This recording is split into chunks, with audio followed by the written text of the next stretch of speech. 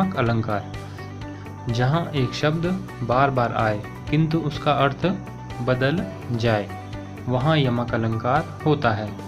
तो ये शब्द अलंकार है, तो यहाँ शब्द की ही बात होगी। जैसे उदाहरण है यहाँ पे काली घटा का घमंड घटा।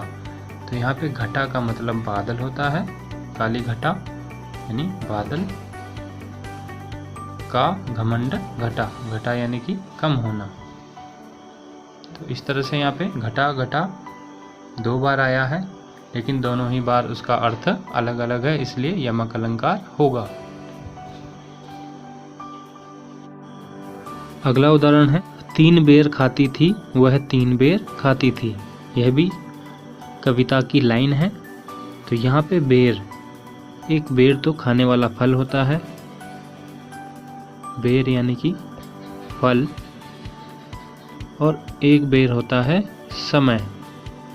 तो कविता की लाइन में यही कहा गया है 3 बेर खाती थी वह 3 बेर खाती थी। तो यहाँ पे बेर बेर के 2 अर्थ हो गए, इसलिए यहाँ पे यमक अलंकार होगा, क्योंकि एक शब्द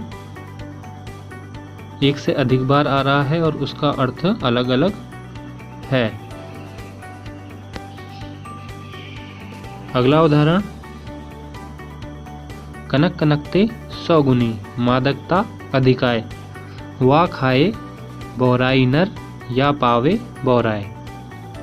कनक कनक, कनक यानी कि सोना, और दूसरे कनक का मतलब है धतूरा।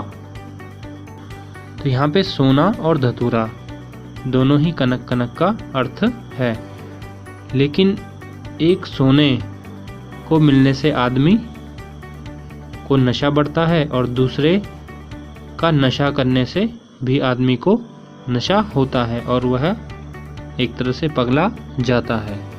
तो यहाँ पे रहीम यही कह रहे हैं कनक कनकते 100 गुनी मादकता अधिकाय, वा खाए बहराई नर या पावे बहराए। एक को तो खा करके मनुष्य को नशा होता है, एक को प्राप्त करके यानी सोने को प्राप्त करके इंसान को, सोना यानी धन संपत्ति, जब इंसान को धन संपत्ति प्राप्त होती है तो वह नशे में चूर हो जाता है।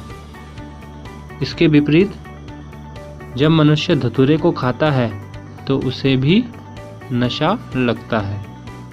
तो इसलिए यहाँ पे कनक कनक में यमक अलंकार है।